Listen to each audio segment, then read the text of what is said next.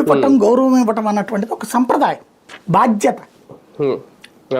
అది ఆ కార్యనిర్వాహక వ్యవస్థ యొక్క కర్తవ్యం. కానీ అలాంటి కర్తవ్యం నెరవేరనీయకుండా ఇక్కడ నియంతృత్వం పాటిస్తున్నారు. ఫలితం ప్రజాస్వామ్యం చచ్చిపోతుంది. మనకి ప్రజాస్వామ్యం చచ్చిపోతున్నటువంటి వేళ ఈ చంపేసిన దాంట్లో భాగస్వాములు వీళ్ళందరూ ఇప్పుడు చివరికి తమకి తామే అవమానాలు ఫీల్ అవుతున్నారు. కాబట్టి అర్జెంటుగా అధికార పార్టీలో చేరిపోతే ఈ పదవి ఉన్నా లేకపోయినా ఏదో ఒక దాంట్లో మన మాట వింటారులే, మన మాట చెల్లుబాటు అవుతుందిలే, ఇది ఒక ఆస్పెక్ట్ నడుస్తున్నది కొంతమందిది. కొంతమందిది వాళ్ళకి గతంలో ఉన్న కేసులు లేకపోతే గతంలో ఉన్నటువంటి ఆర్థిక లావాదేవీలు వాటి అడ్డం పెట్టి నేను లోపలేసేస్తాం, లేకపోతే నీ సంగతి తేలుస్తాం, నీ ఆస్తులు లాక్కుంటాం, ఇట్లాంటి బెదరేస్తున్నారు.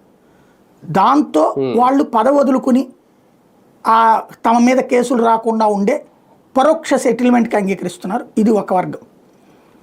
ఇంకొకళ్ళని ఏ కేసులు ఉన్నా లేకపోయినా నీ మీద కేసులు పెడతాం, నీ అంతు తేలుస్తాం, నువ్వు మాకు వదిలేయాల్సిందే పదవి అని చెప్తే బెదురుతున్న వాళ్ళు కొందరు.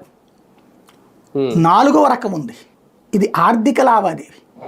ఎట్లా అంటే ఒక పార్లమెంట్ సభ్యుడికి ఇంకా ఇంత టర్మ్ ఉంది, లేదా ఒక ఎమ్మెల్సీకి ఇంకా ఇంత టర్మ్ ఉంది, నెలకి ఇంతని లెక్కగట్టి పార్లమెంట్ సభ్యుడికి అయితే నెలకి